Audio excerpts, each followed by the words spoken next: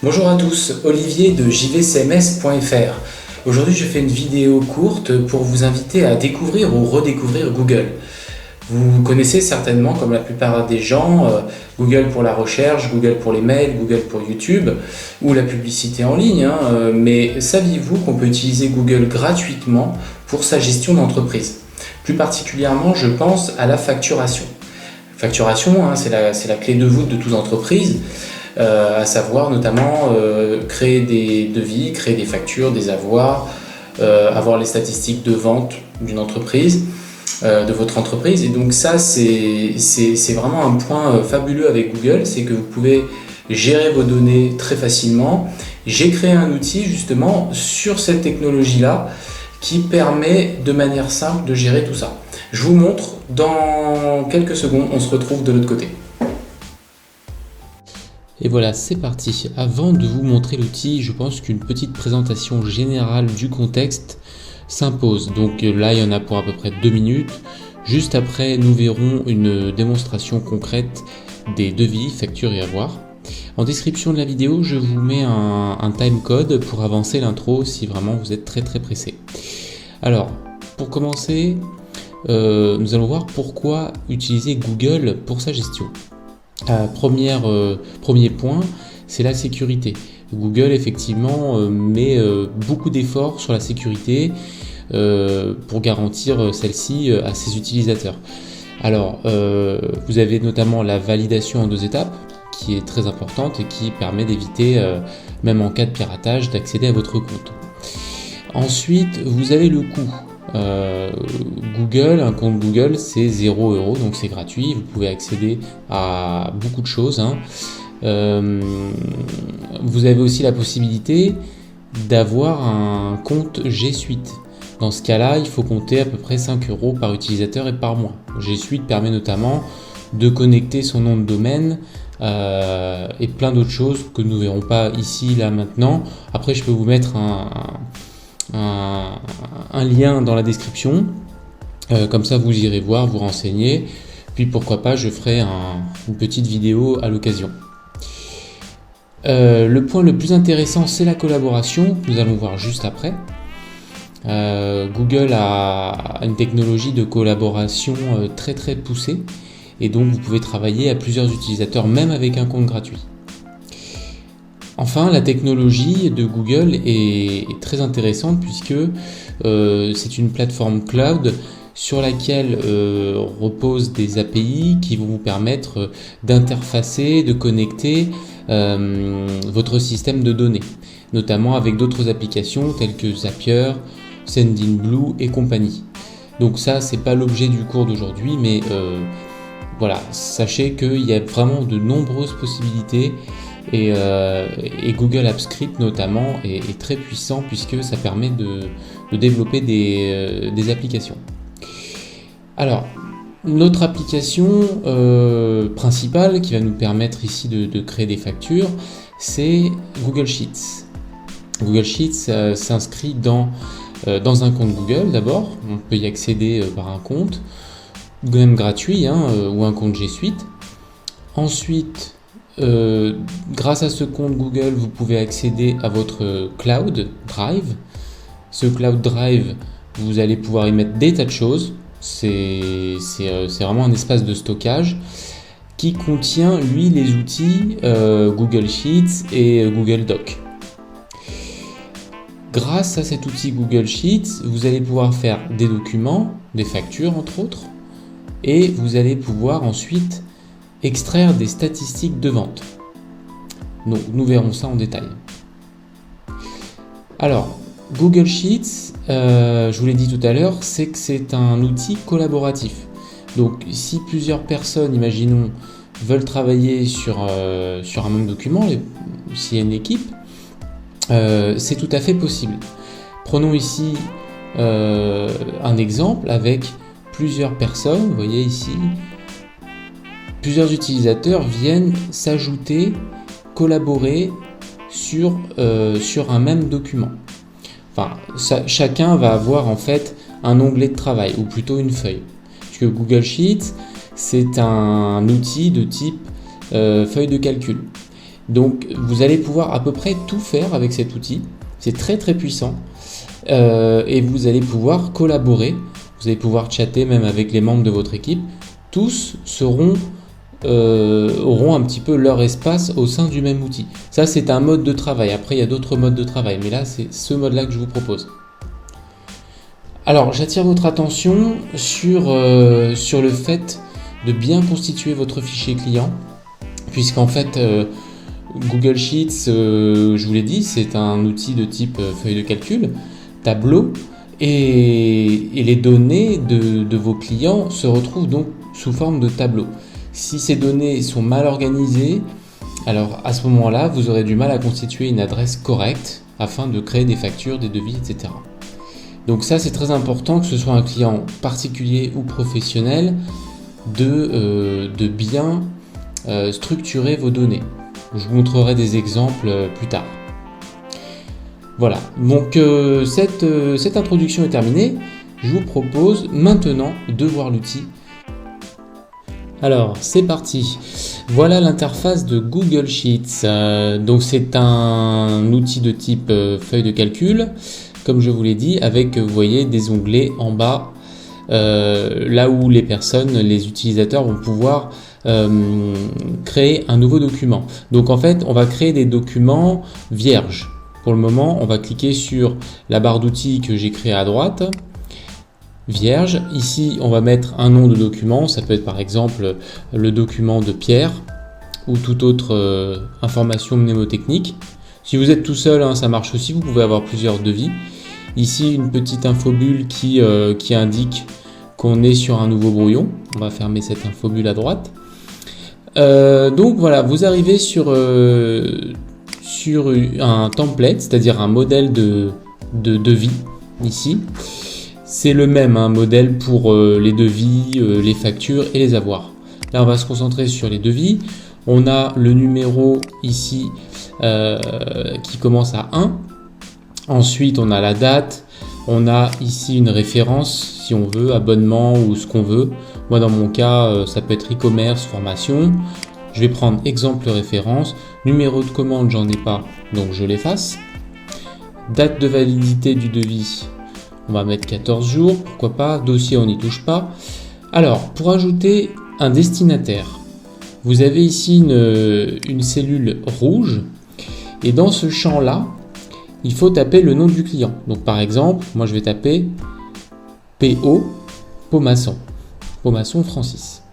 Je sélectionne et je tombe directement sur... ça remplit toutes les informations de Pomasson Francis. Donc c'est vraiment très simple, on peut accéder à la liste soit en la faisant défiler avec le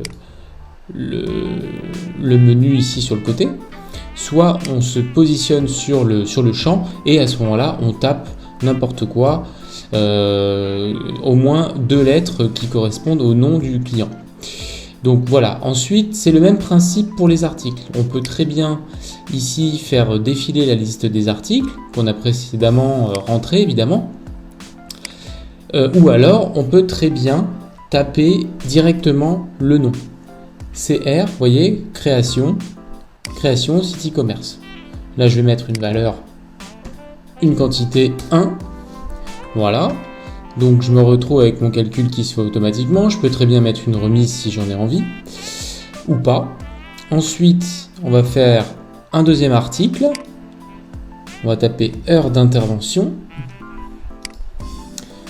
En quantité, je vais mettre 10 parce que en fait, sur cette zone-là, on a une petite erreur, ce qui est normal parce que dans mon menu déroulant, j'ai prévu que 3 quantités. Encore une fois, c'est un outil très souple, donc on peut mettre autant de quantités qu'on veut, 99, pourquoi pas. Donc après, comme là, j'ai pas de valeur 10 dans ma liste, je suis obligé de le taper à la main. Donc c'est pas très grave. Voilà, donc là, je me retrouve avec une description prédéfinie. Ici, développement ou accompagnement. Je vais cocher sur la case qui est à côté pour pouvoir modifier cette description. Développement ou accompagnement, je vais rajouter une mention supplémentaire, forfait de 10 heures. de maintenance. Toc. Voilà. Donc ça, c'est des exemples, hein. Après, vous pouvez mettre tout ce qui vous correspond à votre domaine d'activité. Il suffit juste de remplir la liste des articles en fait. Pareil, ici, je vais rajouter un troisième produit. Coaching. Coaching, je vais mettre 1. Accompagnement. Oui, pareil. Je vais modifier quelque chose ici. Je vais mettre accompagnement sur mesure pour les réseaux sociaux. Pour les réseaux sociaux. Voilà. Ok, une fois que ça c'est fait, je vérifie en bas que tout est ok. On a règlement à réception, donc ça c'est les conditions de paiement. On n'est pas forcément obligé d'y toucher. On a un montant total à 2800 et le champ signature précédé de la mention pour accord. Là, ce que je vais faire maintenant, c'est que je vais archiver, en quelque sorte valider le devis. Archiver, je clique en haut à droite, un petit message, attention, voulez-vous archiver le brouillon de Pierre? Oui. J'ai un message ici à droite qui me dit patienter quelques secondes et une petite animation. Ça, je peux fermer. Voilà. Ça m'indique que mon document est prêt. Alors, ce qui se passe, c'est que mon document, il est de type... j'ai une archive qui est créée.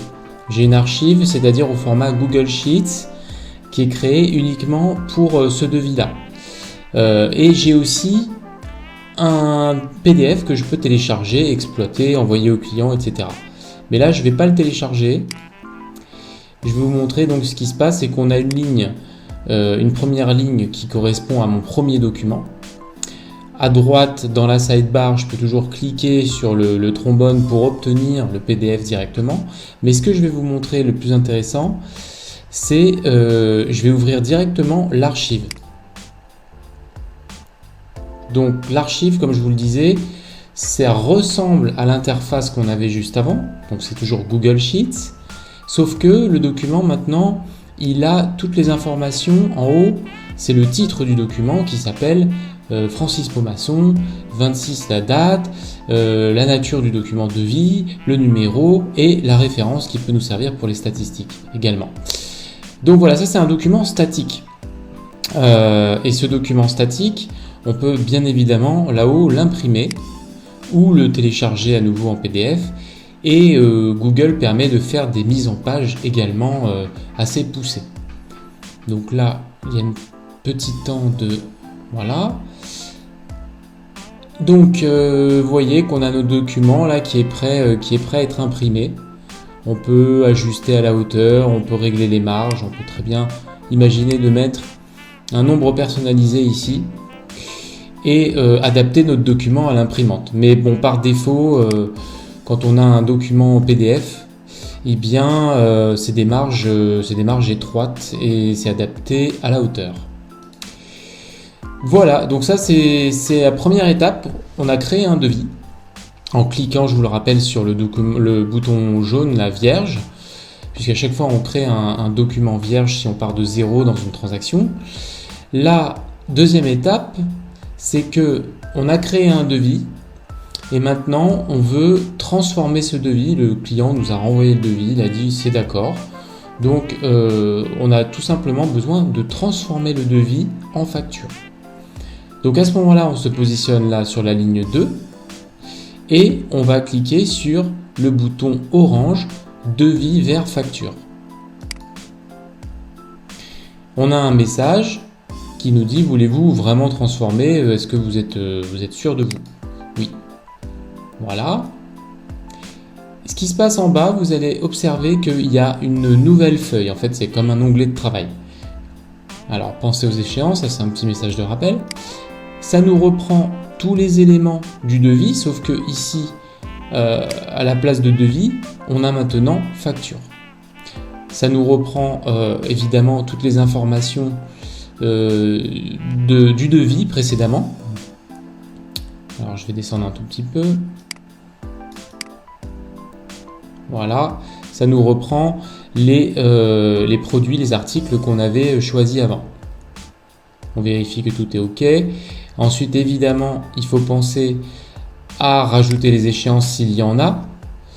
Ici, la date, s'il y a des paiements en 3 fois par exemple, et les montants juste en face. Ceci étant fait, ce qu'on peut maintenant faire, c'est valider, entre guillemets, archiver à nouveau le document. Donc je vérifie que je suis bon au niveau des données. Archiver. Attention, vous allez archiver la facture, oui. À ce moment-là, à nouveau, le même process qui se met en route. Il faut quelques instants pour que tout s'écrive. Et là, à nouveau, on va rebasculer sur l'onglet Documents. Une nouvelle ligne va s'ajouter. On va fermer ça. Une nouvelle ligne s'est ajoutée, vous voyez, juste au-dessus, parce qu'on est sur un ordre chronologique avec les plus récents en premier. Donc là, on a notre facture qui est en rouge, qui est non réglée. Et cette facture-là, on va pouvoir agir de différentes manières. Évidemment, on va pouvoir soit la payer, soit la transformer en avoir si jamais on s'est trompé. Nous allons voir maintenant comment régler une facture. On se place sur la ligne de la facture et dans la sidebar, on va ensuite cliquer sur le bouton bleu « Payer ». Là, on nous propose à nouveau de valider notre choix. Oui. Une fenêtre apparaît avec la possibilité de régler par différents moyens, chèque, espèces, etc. On va faire chèque, on va mettre la date d'aujourd'hui, le 26/01/2020, et le montant, on va mettre 2800, le montant de la facture. Je valide, et là vous allez voir que le reste à payer va changer, et le statut également. Alors on va patienter juste un tout petit peu, voilà. Le reste à payer est passé maintenant à 0 et la facture est passée au statut réglé. Voilà, donc pour aujourd'hui, je pense que la vidéo a déjà assez duré longtemps. On verra, je pense, les avoir dans une prochaine vidéo, mais le principe est exactement le même que ce que vous avez vu jusqu'à présent. Les avoir, on peut aussi les payer et les rembourser. On verra tout ça lors d'une prochaine vidéo. À bientôt!